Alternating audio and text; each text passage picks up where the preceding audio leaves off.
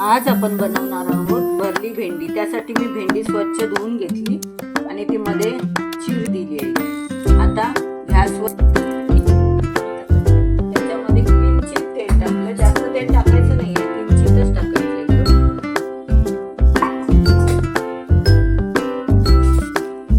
त्यामध्ये टाकायचे 2 चमचे बेसन,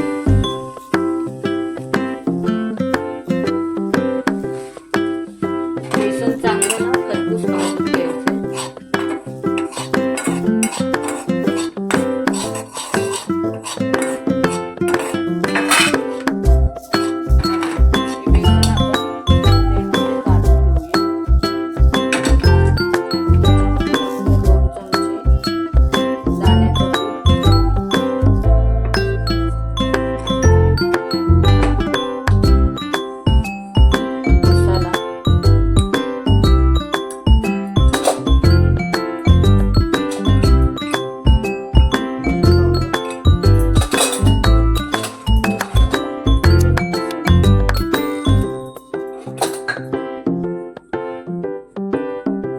मीठ,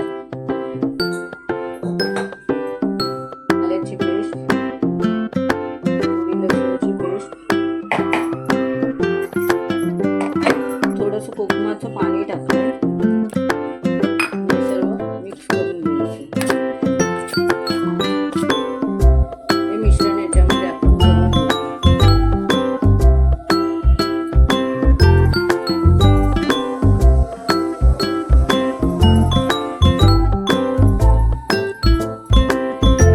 एक पॅन ठेवलाय, पॅन मध्ये तेल ठेवलंय, तेल गरम झालंय। आता बारीक गॅस